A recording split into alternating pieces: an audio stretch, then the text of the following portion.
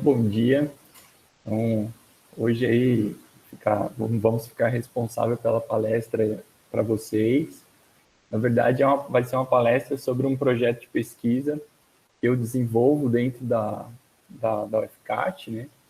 Vou contar um pouco da história de como começou essa ideia de fazer isso e como que o Leonardo entrou nesse projeto. Então, achei nada mais justo que ele que apresentasse, né? Até porque ele se dispôs a fazer, está próximo da qualificação no mestrado. O Leonardo é aluno da matemática industrial, ex-aluno, né? E agora aluno da modelagem e otimização do curso de mestrado. Então, ele trouxe tudo pronto. Eu falei, não, então você apresenta e a gente vai contar a nossa história, como que a gente começou a brincar com isso daí, e hoje a gente tenta desenvolver um pouquinho de pesquisa, né, e trazer novos conhecimentos para a área, e é uma temática muito interessante para ambos os cursos, né? Vocês vão ver durante a apresentação, tanto para matemática industrial, tanto para engenharia mecatrônica, que esse tema está envolvido bastante com os dois cursos, e tem uma pegada bastante da física. Não sei se vocês todos sabem, eu sou o professor Celso, né, professor da disciplina, nós vamos se encontrar mais algumas vezes, mas eu sou formado em física, com mestrado, doutorado, pós-doutorado, tudo em física. Então, essa mescla dessa temática, junto com o Leonardo, que é da matemática industrial, né, dentro da nossa unidade, então aí está proporcionando algumas coisas interessantes para a gente, e a gente vem aqui hoje para mostrar para vocês o que a gente tem desenvolvido. Então, Léo, você está com a palavra, e aí nos meus momentos eu vou fazendo as minhas pequenas entradas, tá ok? Muito obrigado, Léo. Boa palestra. Então, bom dia, pessoal. Então, como o Celso já falou, eu sou aluno da Industrial, né? Agora eu estou reingressando no mestrado. E esse projeto veio de uma aventura, se eu posso dizer, que eu estava voltado para uma linha de pesquisa totalmente diferente e quis me aventurar, e, querendo ou não, me agradei do tema, e a partir desse agrado foi o que direcionei para o meu mestrado, que é a levitação acústica. Então, esse fenômeno é um fenômeno muito bacana, que a gente vai apresentar para vocês o que a gente vem desenvolvendo, e, principalmente, que eu posso dizer, as formas, as técnicas que a gente utilizou para conseguir abaixar esse equipamento, que, querendo ou não, tem um alto custo. Então, inicialmente, é propor, né? Explicar o que é o fenômeno de levitação, que muitos se falam em apresentação de circo, até mesmo na televisão, vem aquelas diversas frases, né, falando, tentando, né, levitar pessoas, levitar coisas, mas muitas das vezes é só, querendo ou não, uma falcatrua, né? Então, a gente tem que levar os fenômenos físicos em consideração. Então, um processo de levitação nada mais é do que aplicar uma força para tentar contrabalancear a força gravitacional sobre o material, sobre como eu posso dizer? Sobre o objeto que você quer, sobre o corpo.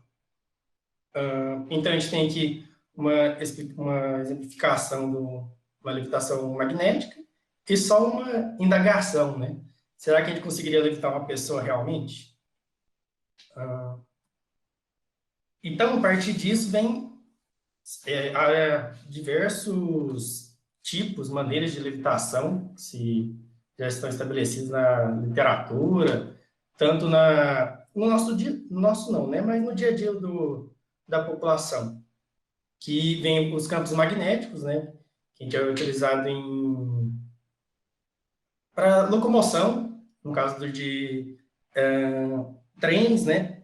Que utilizam a polaridade de ímãs para impulsionar o transporte. Então, essa levitação, ela tem as suas vantagens, que no caso, então, consegue se locomover, carregar alta quantidade de peso, né? Porém, ela tem a limitação de que o único material que você vai conseguir levitar são materiais com propriedades magnéticas. Então, propriedades paramagnéticas, diamagnéticos, são materiais que têm tem propriedades magnéticas em si mesmo. Então, por exemplo, líquidos a gente já não consegue levitar nesse sistema de levitação. Outro tipo de levitação que a gente tem é a levitação óptica, que já é um que a gente utiliza feixes de laser para levitar, que a gente já consegue levitar alguns materiais diferentes, porém, a limitação desse sistema deve-se ao tamanho da partícula, que são partículas extremamente pequenas e que também devem ter propriedades ópticas para a levitação. E daí que vem se aprofundando, desenvolvendo a pesquisa para levitação acústica.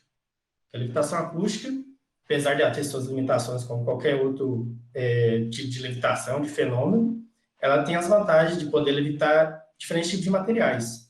Então, nessa primeira imagem, vocês conseguem ver que eles estão levitando gotículas de água.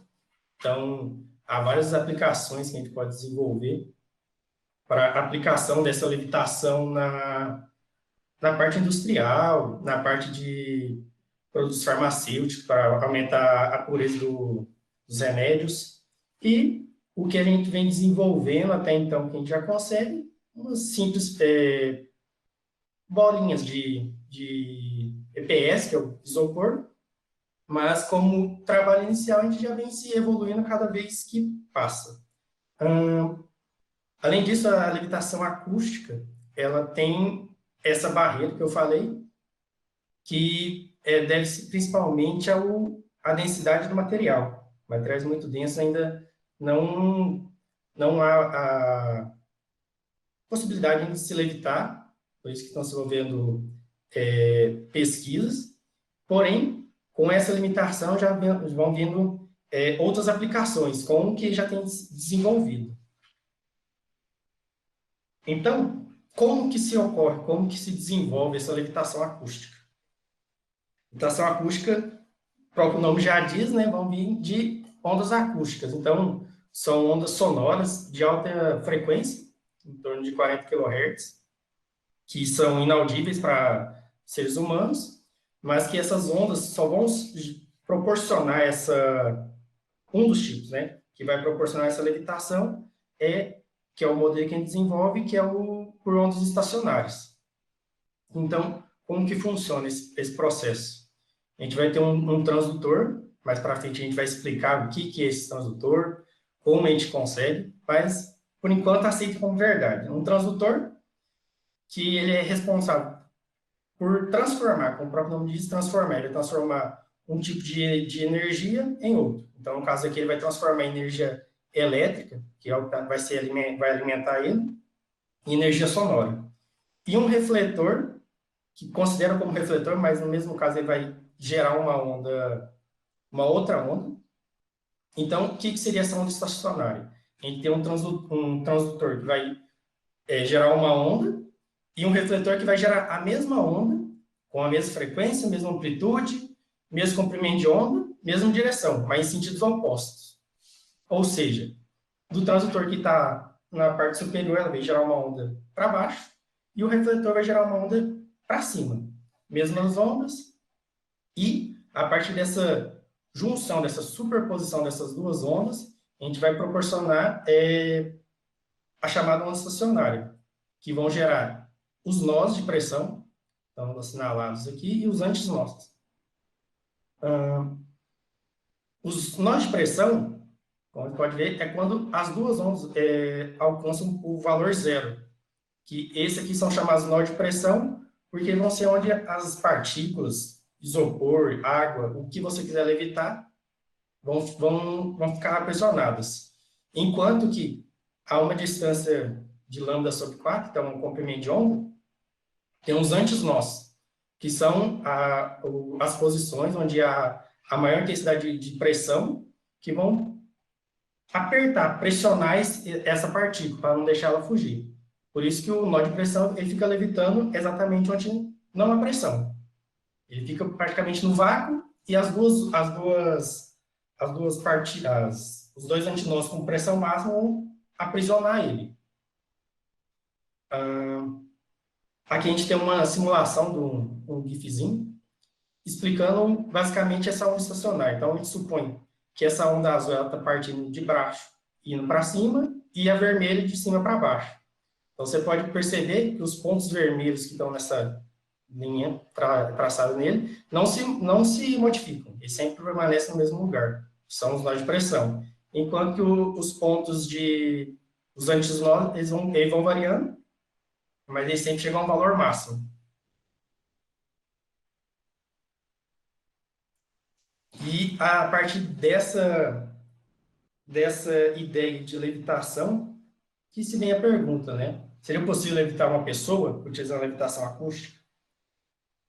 A princípio, a gente pensando no princípio físico, no desenvolvimento dos modelos, seria possível, porém, a limitação de que, voltando aqui, como vocês podem ver, de um nó para outro, então, desse ponto aqui até esse ponto, a gente tem um tamanho de lambda sobre 2. O que é esse lambda sobre 2? É o comprimento de onda, que está relacionado diretamente com a frequência, é inversamente proporcional. Então, para a gente conseguir levitar uma pessoa, a gente teria que conseguir alocar essa pessoa em um nó. Então, ela deveria ficar separada por meio comprimento de onda. E essa seria a desvantagem, porque para gerar um comprimento de onda desse tamanho, a frequência se reduziria e tornaria-se audível.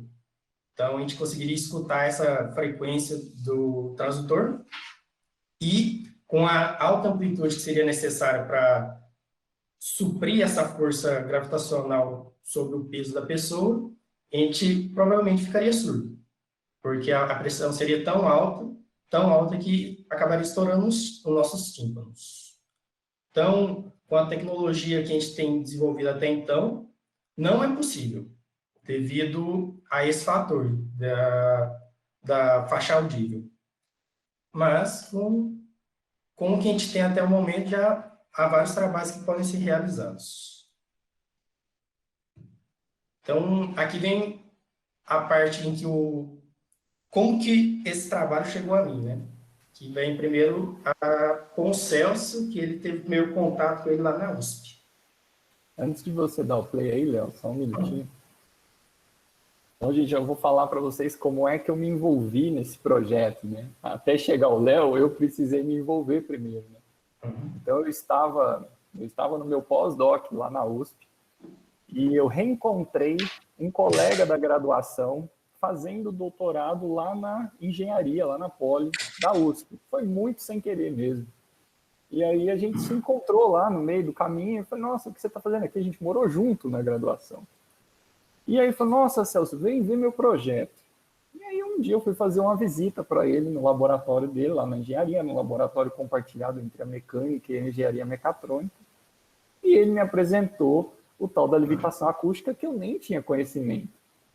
E ele me chamou, na verdade, com uma intenção a mais, né? Porque ele fazia a levitação acústica, só que ele notou que os objetos que ele colocava para levitar não ficavam parados, ou seja, estacionados, assim, sabe? Eles se movimentavam num movimento que era muito aleatório. E ele sabia que o meu projeto de pesquisa, eu estava me especializando em dinâmica não linear e caos. E ele me perguntou, isso tem chance de ser caos? Eu falei, quase que 100%, porque muito provavelmente essa força acústica, não conhecia nada sobre isso, ela é não linear e muito provavelmente ela vai exercer uma dinâmica caótica nesse objeto. E assim a gente montou um projetinho, eu e ele, para estudar a teoria. Aí eu acabei mudando para catalão e assim, a distância ficou cada vez mais difícil e era realmente difícil estudar isso apenas na teoria, sabe? O experimento é o que instiga as coisas, né? Em teoria tudo funciona, mas a hora que você coloca no experimento as coisas não funcionam muito bem do jeito que você imagina. É difícil né, você bater uma coisa na outra. Então, e aí eu falei, nossa, é muito difícil trabalhar com isso, porque o aparato para você fazer isso, o aparato que eu tinha visto daquela vez que eu fui no laboratório, eu já tinha me assustado bastante. O Léo vai rodar aí um videozinho sobre o laboratório deles lá, que nem eu mesmo sabia que tinha esse vídeo. O Léo achou e vocês dão uma olhada aí no vídeo, depois eu comento.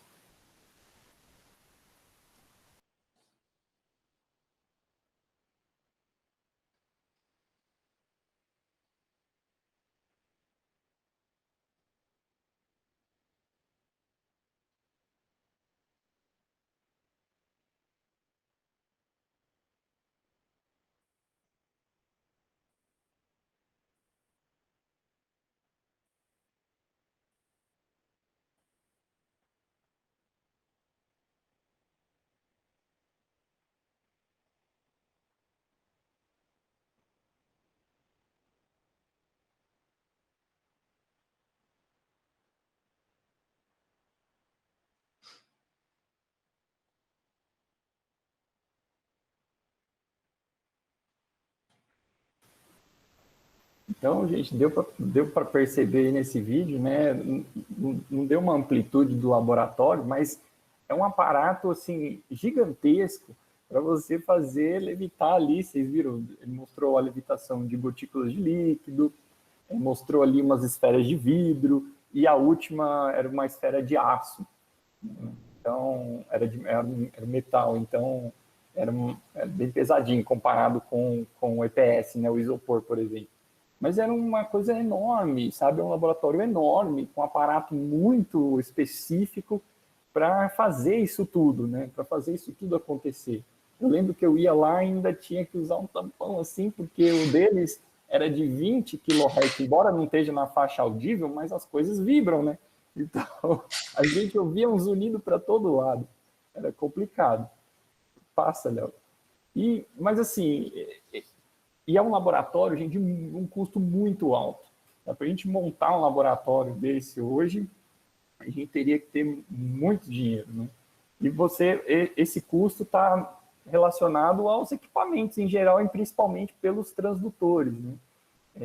Os emissores aí que vão gerar essas ondas, eles têm um piso elétrico acoplado, eles são usinados, eles são feitos com uma determinada geometria.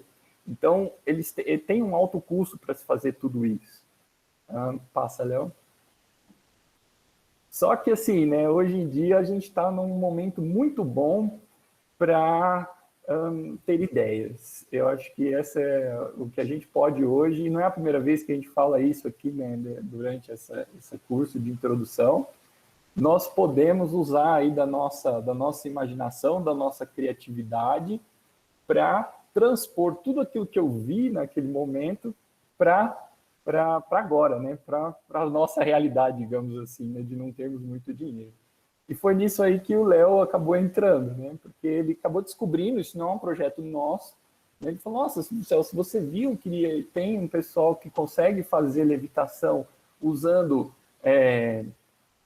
Arduino e uns transdutorzinhos que a gente consegue nos sensores aí, que são sensores para acoplar nos Arduinos. Eu falei, nossa, nunca vi. E ele me mostrou.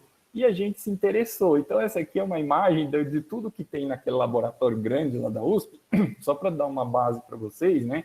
Como é que tudo acontece. Né? Então, aqui tem um gerador de função, isso. Aí, esse gerador de função, ele vai gerar a onda, certo? Então, ele vai gerar uma onda harmônica, pode ser uma onda senoidal ou uma onda quadrada. Ele passa por um amplificador, que está ali logo embaixo, para amplificar essa onda, né? Aumentar a voltagem, no caso. Esse aumento da voltagem gera um aumento da pressão acústica lá no levitador. Aí isso chega lá no transdutor, então é um transdutor do tipo Langevin, que a gente fala, mas eu não vou entrar em detalhes. Então ele é usinado, ele tem uma peça de cerâmica, ele tem um piso elétrico, esse piso elétrico vai acabar transformando, né? E vai começar a gerar essas ondas ultrassônicas. Então são dois, um transdutor e um refletor. E aí, para os experimentos deles, eles têm uma câmera de alta velocidade para fazer a captura da imagem, para ver se a partícula está mexendo, né? Como que ela mexe, tudo isso. Então, só para vocês terem uma ideia, um gerador de função hoje básico está em torno aí de R$3.000, R$2.000, R$3.000. O amplificador que eles tinham era em torno de 10, 20 mil reais. Esses transdutores eu não faço a mínima ideia, porque era usinado na própria USP, mas imagino que para você comprar um desse hoje também não deve ser muito barato. E essa câmera de alta velocidade, vocês podem fazer uma pesquisa aí na internet, vocês acham aí de 10 mil a 20 mil reais. Ou seja, eu não tinha a mínima chance de construir um negócio desse aqui. Mas aí veio o Léo e achou essas ideias, e aí através dessas prototipagens, né, a gente impressões 3D, os sensores acoplados a Arduinos, a gente consegue transpor tudo que está aí para a nossa realidade, digamos assim. E estamos conseguindo escalar muito bem, inclusive, sabe? Então, essa aqui foi a ideia. Ele colocou 2 fotos, esse foi o primeiro protótipo que a gente montou.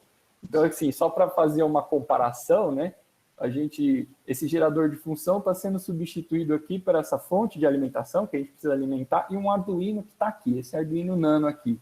Esse Arduino só está fazendo as ondas. A gente gera uma onda quadrada de 40 kHz ali naquele Arduino. Então, a fonte de alimentação está aqui, está alimentando o Arduino está gerando uma onda, está passando por uma ponte H. Essa ponte H, vocês vão ter mais contato com ela aí durante o curso, talvez em robótica e tal, ela é usada muito para os carrinhos, né, para gerar ou para rodar os carrinhos. Aqui ela tem uma função específica de receber essas ondas e ela consegue duplicar a voltagem ainda mais. Então, como essa fonte de alimentação tem uma voltagem baixa, uma tensão baixa, a gente consegue duplicar ela aí. Esse foi o primeiro protótipo. Então, sei lá quanto estava saindo ali de voltagem, nem dá para ver, mas a ponte H conseguia duplicar. E dali ia para uns transdutorzinhos que a gente tirava de sensores, que são usados também para medir distância, né? Ali em projetos desse negócio de carrinhos também, e conseguia fazer a levitação. E desse lado esquerdo aqui a gente está mostrando que aquela câmera de alta velocidade a gente passa a usar o celular. Né? Os celulares hoje mais modernos, né? O meu é um iPhone 6. O meu filmava em 240 frames por segundo. Já deu para a gente fazer bastante coisa. Ou agora, mais recente, uma aluna também, que a gente deve muita coisa aqui a ela, depois vamos comentar sobre ela pegou um Xiaomi 9, que filma 900 frames por segundo, já vai melhorar ainda mais. Então, nós estamos buscando alternativas e os resultados são bem interessantes. Passa, Léo. Então, aqui é só para mostrar, né? Então, a gente vai lá, a gente faz um projeto para preparar, né? Onde nós vamos colocar os transdutores. Então, aí está mostrando o projeto que o Leonardo desenvolveu e aí ele está imprimindo esse projeto para a gente encaixar os transdutores. Então, tudo feito já em escala. Ele comentou, né, que os transdutores e refletores têm que estar a um múltiplo de meio comprimento de onda para gerar onda estacionária. Então, tudo isso já vem, a gente já faz os pezinhos já pensando nisso para não ter muito erro. Porque, né, quando a gente vai para a parte experimental, vocês vão estudar isso desde lá da Física 1, Laboratório de Física 1, tudo que a gente mede, tudo que a gente vai fazer vai exercer um erro. Então, a gente precisa tentar minimizar. Então, tudo que a gente puder fazer certinho, a gente já faz, né, para não inserir mais erro ainda no projeto. Pode passar, Léo? Esse é um dos protótipos. Celso, acho que o que vale comentar também essa parte da impressão 3D, é porque a gente consegue desenvolver diversos modelos, né? Então, com o transdutor a gente tendo um tamanho já fixo, né, que a gente não vai alterar, a gente consegue fazer diversos modelos diferentes e só tirar o próprio transdutor e passar para o próximo. Exatamente. Isso é uma boa, né? A gente não precisa só trabalhar com 2 transdutores, um embaixo e um em cima. A gente pode criar vários projetos com geometrias diferentes e a gente usa lá a impressão 3D para montar, né, onde vai fixá-los, né?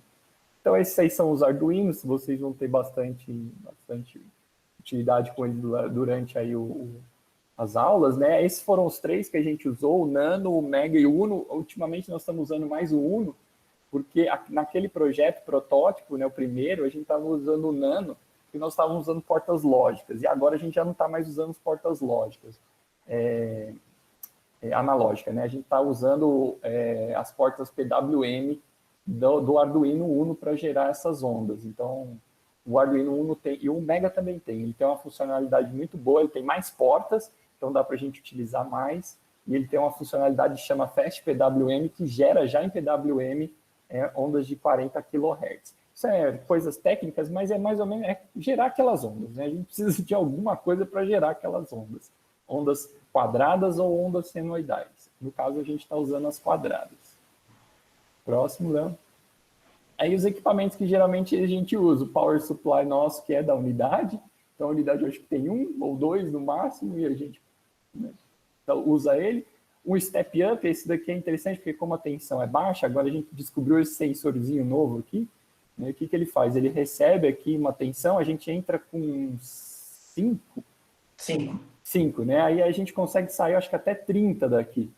Então, já sai com 30. Se a gente consegue duplicar na ponte H, a gente consegue chegar a quase 60 volts, né, de pico a pico. Isso é bastante coisa.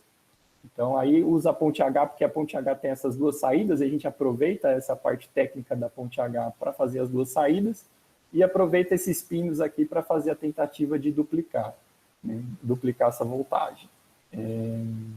Acho que no geral é isso. E esse é o sensorzinho que a gente pega os transdutores. Fala, nossa, mas você tem lá um transdutor usinado, né, um emissor usinado, onde vocês arrumaram, onde se arruma para fazer um projeto desse, né? O que nós estamos fazendo hoje é tirando desse sensorzinho aqui, que é o SR04, que é um sensor usado basicamente, não só para isso, mas basicamente para medir distância das coisas, né? Um emite, o outro recebe, e ele faz um cálculo lá para saber a que distância mais ou menos ele está do objeto. Então, é um sensorzinho utilizado bastante para esses carrinhos, né? Então, você vai lá e ele consegue verificar que ali tem um objeto, ele muda a trajetória e ele consegue caminhar em outra direção. Ele foi projetado basicamente, é utilizado para isso. O que a gente faz? A gente tira eles daqui, porque eles, na verdade, tem um copinho aqui que dá para ver, né, no meio dele, passa o mouse lá, Léo. Aí esse copinho, né, então tem um copinho ali, embaixo tem um PZT. Esse PZT, se a gente consegue mandar o sinal da onda quadrada com 40 kHz, esse PZT ele contrai né, ele aumenta e diminui na frequência que você está mandando. E aí esse copinho vibra, gerando, né, a pressão acústica que a gente precisa para fazer o processo de levitação. Então, é isso que a gente tem usado ultimamente. Não sei se tem mais, né? Hoje, né, é claro, hoje tem para comprar, né, separadamente. É difícil achar isso. Geralmente a gente está... No Brasil tem, mas está caro, né, um parzinho desse, porque a gente já não está mexendo só com um só, né? Nós estamos mexendo com vários agora. Então a gente não pode só pegar um par. A gente está tendo que pegar 100, 200. Então, para fazer projetos maiores. Então, a gente está tentando trazer agora da China, que é o lugar onde estão produzindo aqui, e que está mais barato. E tem um problema também, né? As produções disso aqui, a confiabilidade é questionável. Então, tem hora que a gente coloca, faz algumas medições, mede uma coisa. Aí você pega um outro par, mede outra coisa. Então, a gente está percebendo que não tem uma padronização, né, na hora da manufatura desses sensores. Então, os mais caros são os mais confiáveis. Então, hoje tem uns muito caros, mas que ele traz essa confiabilidade, e a gente vai ter que arrumar um jeito de escalar para isso daí também. Passa, Léo. Aí é a vez do Léo agora. Então, aí agora a história volta para mim, né? Como foi meu primeiro contato com essa questão desse fenômeno da levitação? Então, como o Celso disse, né? Durante a pós-doc dele lá na USP, que ele teve o contato com esse amigo dele, e esse amigo dele passou os dados dessa levitação, né? Que ele perguntou se tinha caos, essa questão dessa vibração da partícula, mesmo estando levitando, né?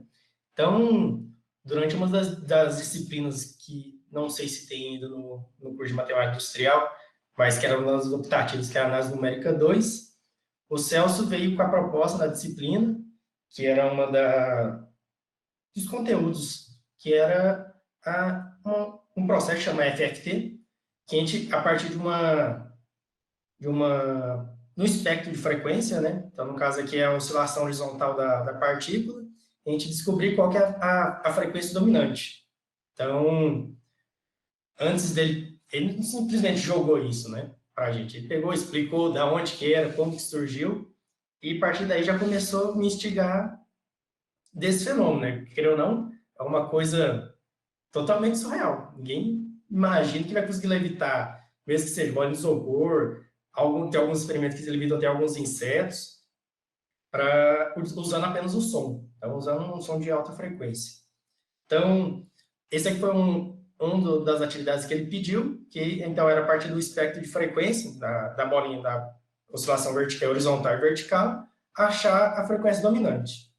Então, e da mesma forma, ele pediu também da mesma forma. Então, dando a frequência dominante, voltar para o espectro de frequência. Então, esse foi o meu primeiro contato com, não diria com o levitador, né, mas sim com o fenômeno da levitação acústica. Além disso, não sei porque não todos me conhecem, mas eu trabalhei muito tempo com o Thiago Queiroz, então eu era de uma linha totalmente diferente, eu era da linha de otimização. E quando o Thiago saiu para pós-doc, eu fiquei meio, não diria receoso, mas eu fiquei meio querendo descobrir novas áreas. Então, foi a partir desse momento que eu ainda estava na mente essa parte da levitação acústica com o Celso, que eu fui conversar com ele. Então, a partir disso, a gente deu início ao meu estágio, que foi a nossa primeira ideia do levitador, que é esse modelo. Então, como o Celso já disse, esse modelo aqui está no Thingiverse, que ele é uma comunidade aberta online, em que as pessoas cadastradas que têm acesso lá conseguem disponibilizar arquivos, na maioria em 3D. Então, esse projeto, qualquer um pode pegar, imprimir, desenvolver, mas aí que vem a questão, né? Desenvolver, fazer a bolinha levitar, beleza, qualquer um pode fazer. A questão vem o que você pode fazer com esse equipamento, quais estudos você pode desenvolver e quais princípios, fenômenos que você pode analisar a partir desse equipamento. Então, esse modelo que foi desenvolvido é o que é chamado de eixo único, então a gente vai ter um transdutor e um refletor apenas. E é o que a gente cansa, agora a gente dá risada, mas é o que a gente percebeu que a gente quis matar uma formiga com um canhão. Então, a gente usou barra de alumínio, a gente usou uma estrutura muito, eu posso dizer, grosseira, para uma coisa mais delicada. Mas com o primeiro protótipo, a gente viu que teve grande sucesso, né? A gente conseguiu levitar as partículas, conseguiu bons resultados e utilizando um custo muito inferior aos equipamentos que eram desenvolvidos na USP. Então, aqui tem um modelo, isso aqui acho que, se não me engano, foi na Feira das Profissões que a gente apresentou, e o modelo aqui geral, mostrando a acoplação dos componentes eletrônicos com o levitador. E agora que vem a parte matemática por trás dessa levitação, porque não é basicamente você imprimir, colocar para levitar e é isso. Tem todo um modelo, tem todo um estudo atrás desse fenômeno, e esse fenômeno, essa amplitude, que é o que faz a bolinha levitar, ela é modelada através desse modelo aqui. Esse modelo matemático, ele vai abstrair esse fenômeno. Então, através dessa figura, a comparação, né? Aqui a gente tem as bolinhas levitando, e a gente tem a figura aqui que seria o campo de pressão. A gente pode observar que quanto mais amarelo, mais escuro, maior é a amplitude. Então, os pontos pretos, a amplitude é zero, que é exatamente onde as bolinhas vão levitar. Além disso, qual que é o grande obstáculo da levitação acústica? A gente pode observar que os pontos mais intensos de pressão acústica são os extremos, que é exatamente onde os transdutores são acoplados. Então, quanto mais próximo do transdutor, o campo é mais próximo, maior vai ser a intensidade. Então, você vai ter a possibilidade de levitar partículas mais densas. Mas essa distância, meio comprimento de onda, são milímetros. Então, são densidade grande, mas partículas muito pequenas. Então, a ideia que vem é tentar através desse modelo, estudo desse modelo, intensificar esse campo de forma que a gente consegue levitar uma bolinha maior, mais densa, num campo central. Um ponto central, a gente pode determinar. Então, seguindo esse modelo, a gente tem esse P0, que é uma amplitude constante de transdutores. Então, é um valor intrínseco do transdutor, que a gente já descobriu como que faz, como que a gente pode calcular, mas vem a grande questão do custo, né? Porque é necessário fazer experimentos com uma espécie de microfone para captar esse valor. Mas, então, há alguns valores tabelados que são bem aproximados, que a gente está considerando como verdade até então. Além disso, tem um V, que é a tensão aplicada, que a gente está aplicando nos transdutores. Esse DF é uma função de direção do campo, então, que vai influenciar essa intensidade ao longo do campo, da distância que vai estar entre os transdutores. K é o número de ondas, Φ é a fase e D é a distância de propagação. Agora vem a questão, o que seria essa fase? Quando a gente, nesse modelo de eixo único, a gente não se importa com essa fase. Por quê? A gente tem apenas dois transdutores, né? Então, um em cima e um embaixo, que estão ligados... o caminho da propagação das ondas é linear. A gente vai ter uma linha aqui, a onda vai subir, a onda vai descer, não há necessidade de fazer nenhum ajuste à onda. Entretanto, quando a gente começa a acrescentar transdutores para tentar intensificar esse campo, ou colocar uma certa distância entre eles, alguma distância entre o transdutor e o seu refletor, o seu par, a gente precisa ajustar essa fase. Então, o que seria ajustar essa fase, ajustar essa onda? Seria, basicamente, colocar um atraso entre uma onda e outra, para que no ponto central que a gente quiser levitar, no ponto que a gente determinar que é levitar com maior intensidade, ambos cheguem junto. Então, as duas ondas, tanto o transdutor quanto o refletor, alcançando o mesmo ponto ao mesmo tempo, a gente vai ter uma intensificação do campo. Léo, posso fazer um comentário rapidinho? Sim, sim, sim, sim. Isso, nessa daí mesmo, acho importante falar com o pessoal, né? Talvez ainda não esteja acostumado com esse jargão, né? Comprimento de onda, mas só para vocês terem uma ideia de escala, não vamos pensar na parte técnica, vamos pensar na parte só da conhecimento básico mesmo. Quando você tem os emissores que estão gerando ondas no ultrassônicas, quilohertz, certo? Então você tem ondas ultrassônicas. O que acontece com o comprimento de onda? O comprimento de onda acaba ficando milimétrico.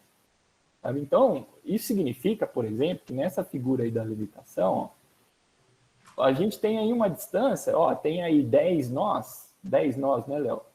São 10 bolinhas levitando. Então, são 10 vezes um múltiplo de lambda sobre 2. Então, essa distância entre um transdutor e outro, é da casa de centímetros. Se bobear, tem 4 centímetros só aí. E o que isso impacta, né? E nesses pontos de levitação, esses pontos em preto aí, que o Léo estava comentando, você também tem uma distância aí da ordem de meio comprimento de onda, bem menor que meio comprimento de onda, na verdade.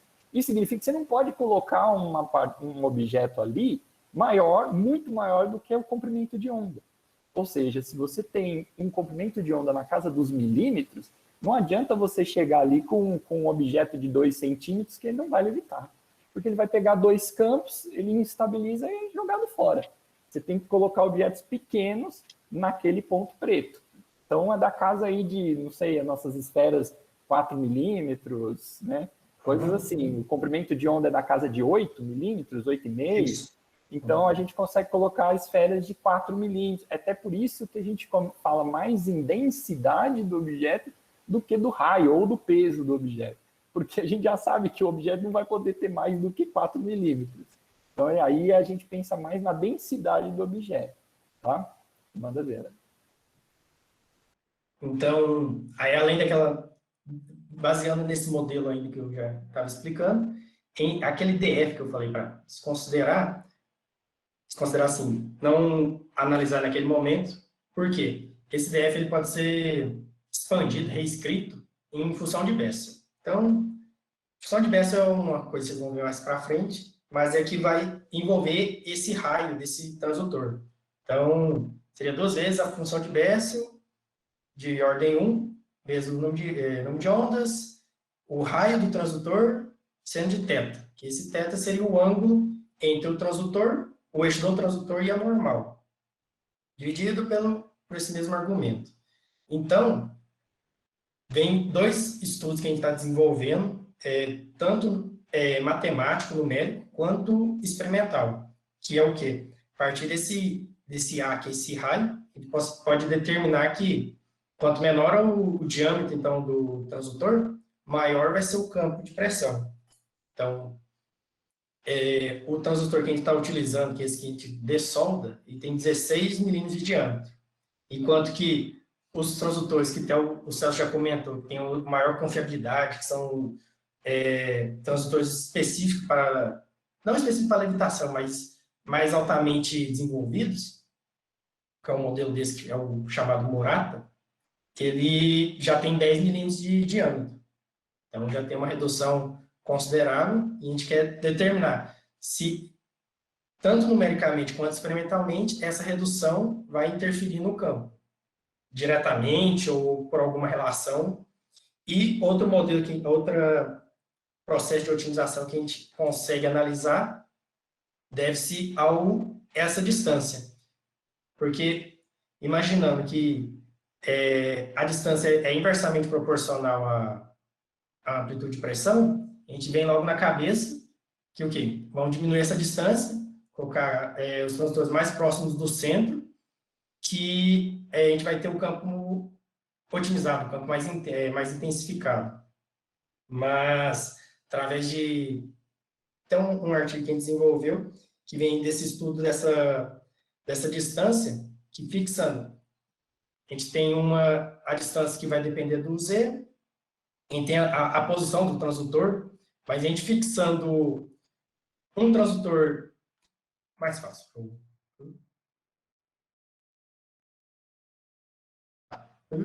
Fixando um transdutor a qualquer distância ao entorno deste eixo central, a gente precisa calcular apenas ele. Por quê? Todos os transdutores que estiverem equidistantes, ou seja, nessa mesma distância do eixo central, eles vão contribuir da mesma forma para o campo. Então, a gente basta calcular por distâncias iguais, que a gente vai ter sempre o campo e descobrir o valor ótimo.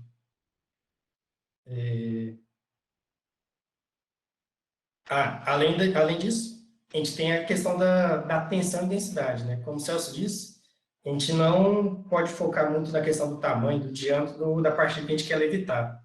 Então, a gente tem que focar mais na densidade. Então, a partir disso, através das simulações, tanto experimental quanto numérica, a gente consegue avaliar quais seriam a tensão necessária com relação à densidade do material. Então, os modelos que a gente está desenvolvendo agora, a gente já está quase conseguindo levitar a água, que está em torno de 1.000 kg por centímetro cúbico, se eu não me engano. E é isso. Aqui vem... Dá uma voltada lá, Léo. Deixa eu... Aqui? Aqui, pessoal, essa última figura aí, VPT por densidade, é uma análise teórica, essa curva vermelha, né? Então, são cálculos que a gente faz para obter essa curva vermelha, ou seja, o que a gente está querendo saber? Qual é a voltagem que a gente tem que aplicar para levitar uma partícula de densidade dado aqui no eixo Y. Então, vocês percebem que essa foi uma análise que eu fiz, baseado naquele primeiro protótipo. Então, é um embaixo e em cima somente. E aí você vê que aqui, essa bolinha azul é do EPS, foi o que a gente mediu. Então, essa nossa medida está em torno de 12 volts, né, Léo? Isso. Ou seja, com no mínimo 12 volts, a gente já conseguia levitar uma esfera de isopor. Só que o isopor, ele tem o quê? 32, aí é grama por centímetro cúbico. A água é água 1000.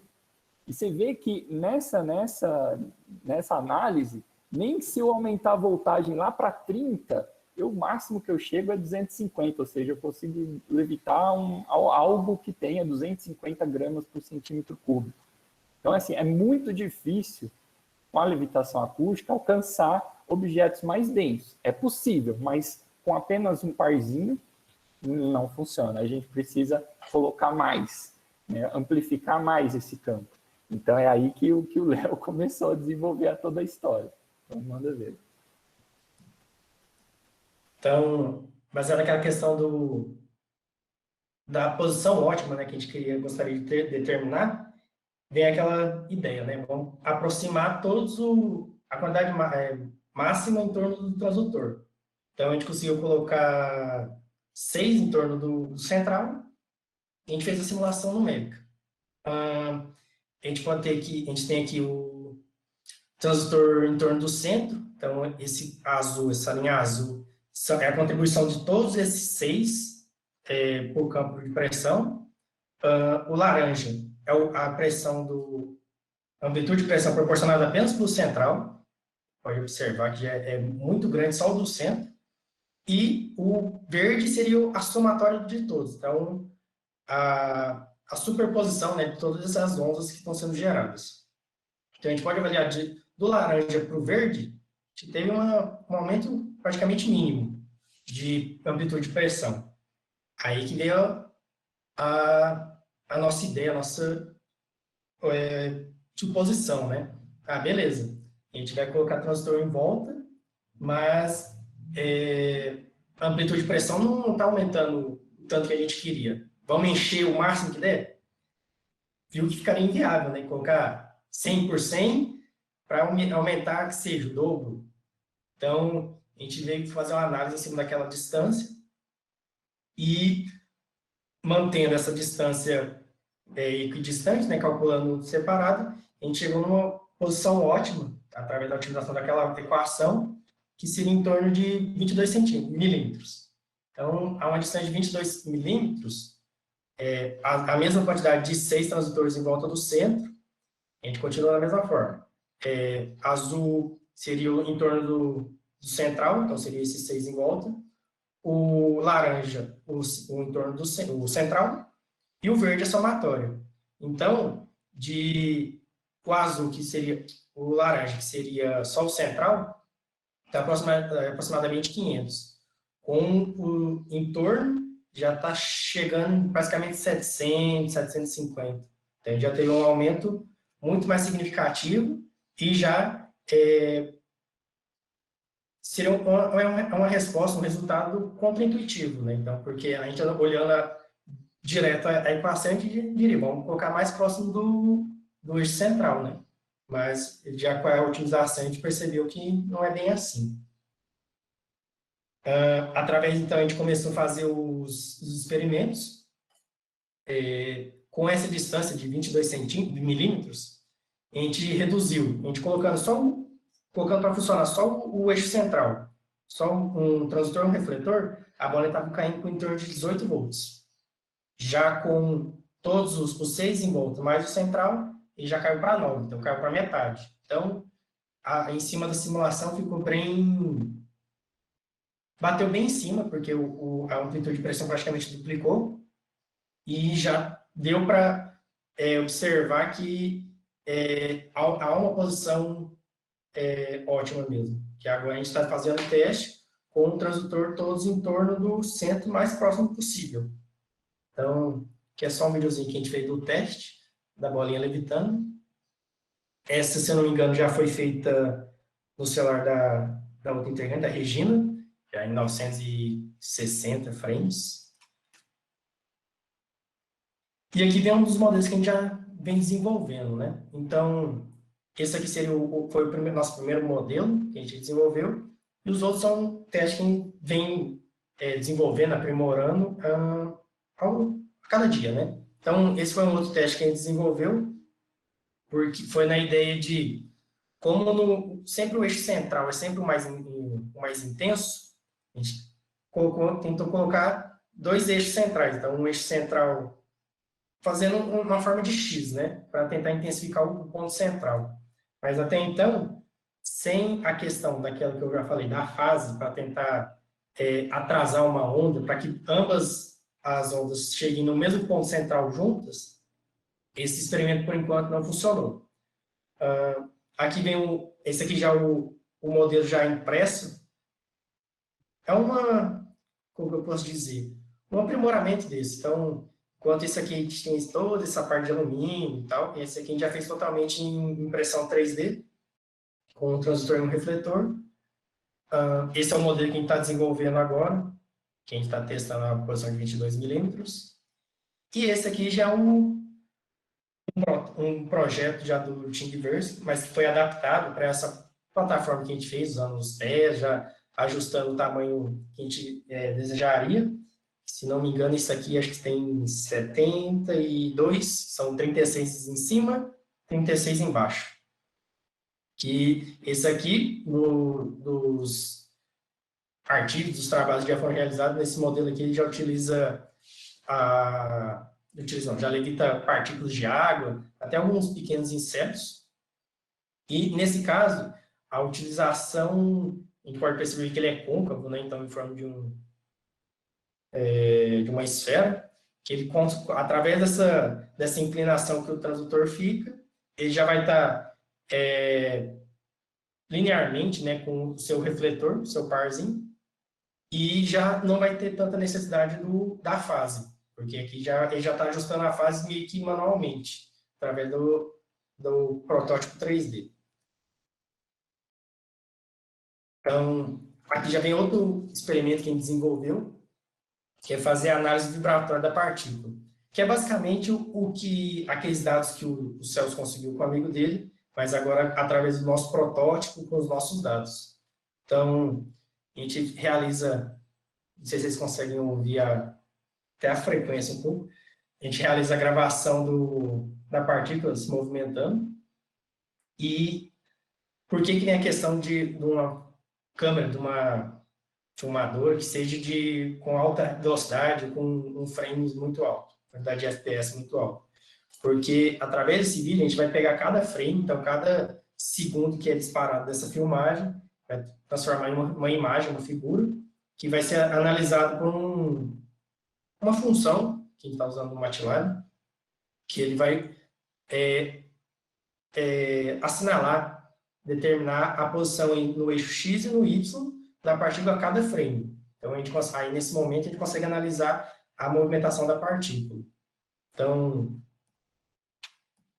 aqui já tem a assinalação pela função, que já é automática, ela gera essa função, a função gera a imagem já circulando a partícula. E esses dados são exportados para um ponto data, um arquivo de dados, que depois a gente pode plotar, trabalhar com esses dados através fazer o espectro de frequência e a vibração. Esse espectro de frequência ainda não ficou tão parecido com aquele modelo, devido à questão do aparato que a gente está utilizando, mas o que a gente considerou é basicamente por causa da quantidade de frames. E fora fenômenos não.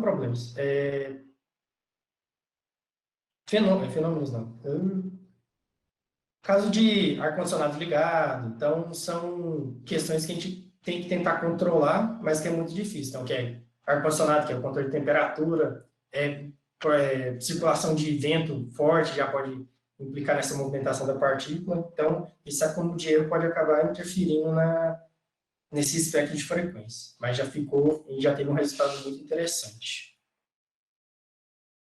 É um outro vídeo da movimentação de partículas.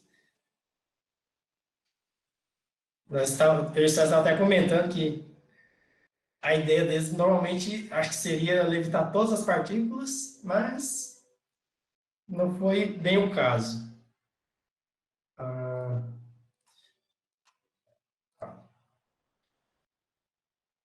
Mas a ideia é basicamente essa. Então, através desse acoplamento, dessa junção de transdutores, a gente consegue movimentar partículas, misturar diversas movimentações de transporte sem o contato sem o contato humano mesmo necessário. Aí ele está passando gelo seco para ver o campo de pressão.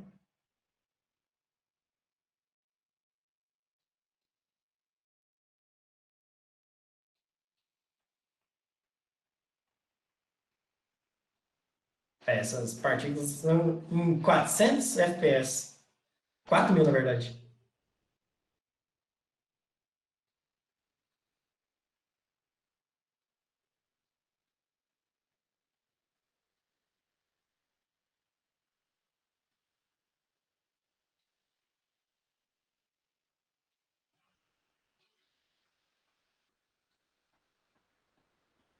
Então, a partir dessa parte de levitação que a gente está desenvolvendo, quais são as principais ideias, as principais aplicações para essa parte de levitação?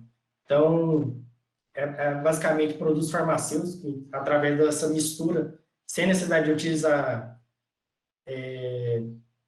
equipamentos de vidro, qualquer equipamento que a substância, o componente químico tenha contato.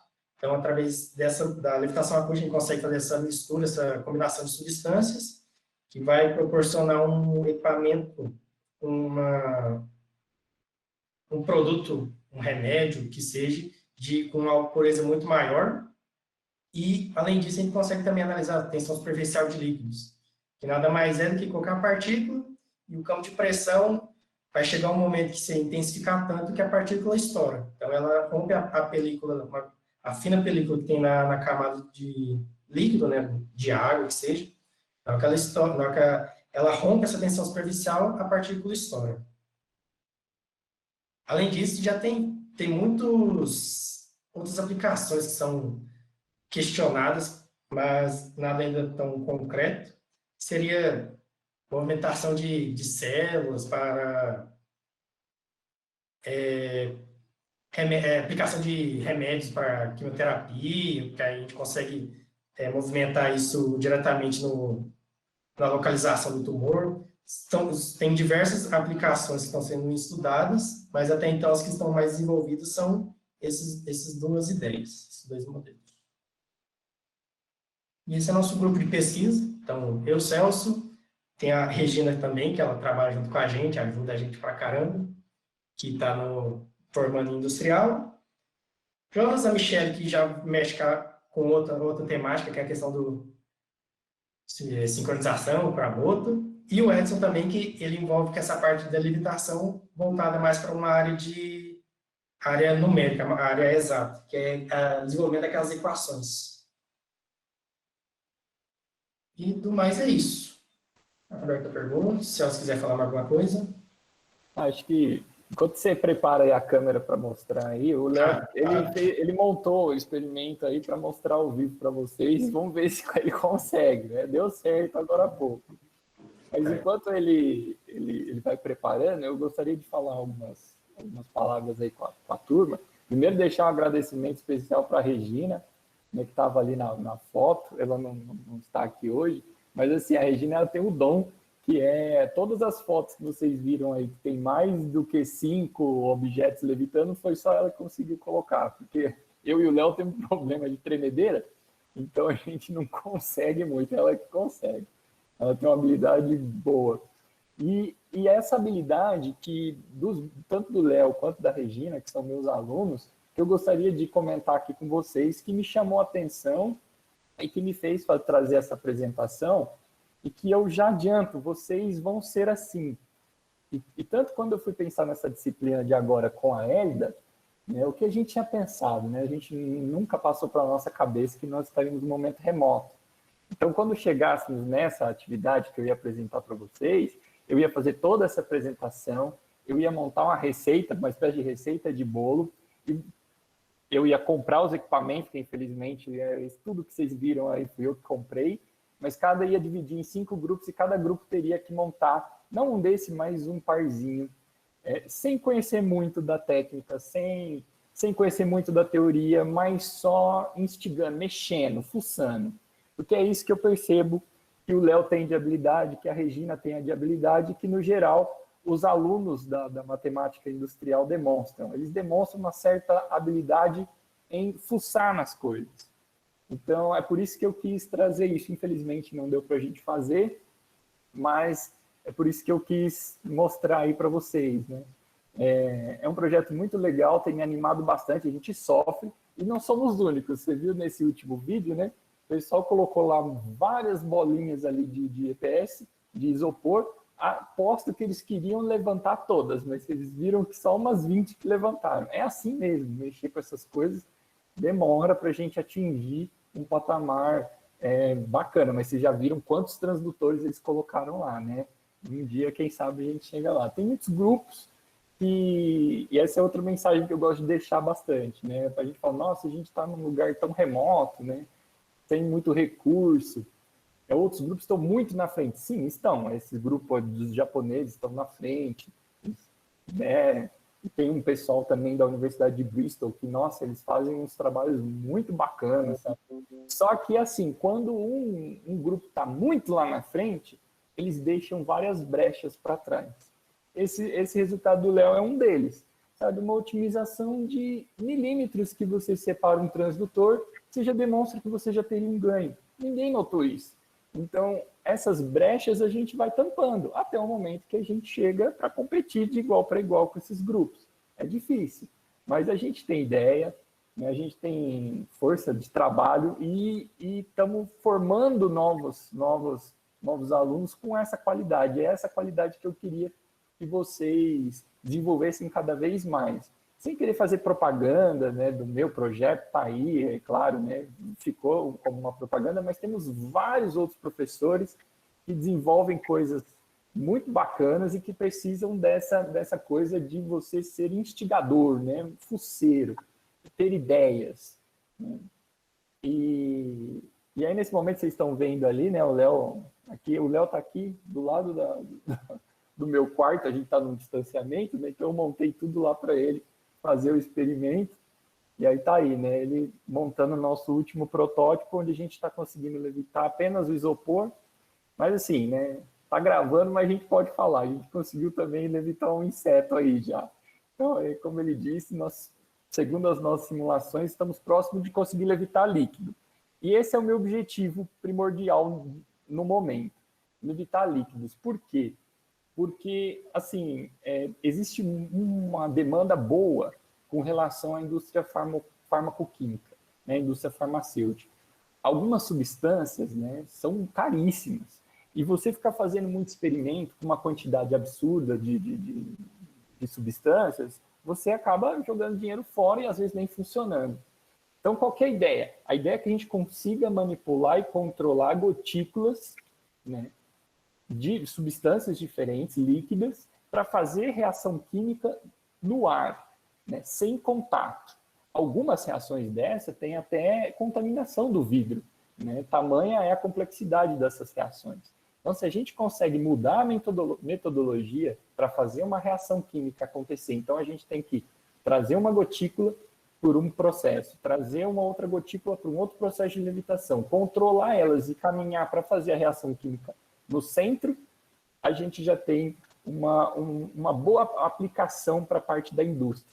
Aí a gente sai dessa coisa do protótipo, né, do Arduino, que o Arduino serve para isso. Né? Vamos inventar protótipo. Quando o negócio funciona, a gente escala para a indústria. Então é nesse movimento que eu estou, nesse momento eu estou sofrendo bastante, porque eu não era um professor desse tipo, não sou desse estilo, estou tentando fazer essa adaptação, eu era muito computador, folha, papel, caneta, menor quantidade de borracha possível, né, porque a gente gosta sempre de acertar, simulação numérica. Agora eu estou tentando fazer essa transição porque o momento está mudando e a gente precisa perceber isso.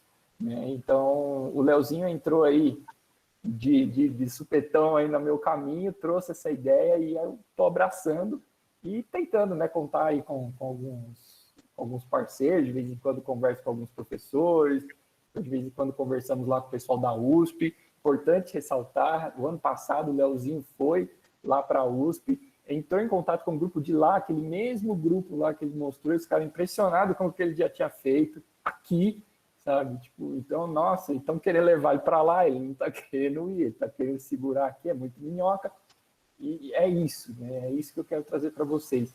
Dá para fazer coisa boa aqui, dá para a gente colaborar com o pessoal de fora, e principalmente dá para a gente se preparar para esse momento e tentar cada vez mais aplicar as coisas que a gente produz, não só produzir, né? Vamos tentar aplicar. É nesse momento que eu estou e muito disso devido ao Léo também. É isso, não sei, eu gostaria que o pessoal fizesse bastante pergunta, gente, porque é um assunto muito intrigante e de muitas dúvidas, né?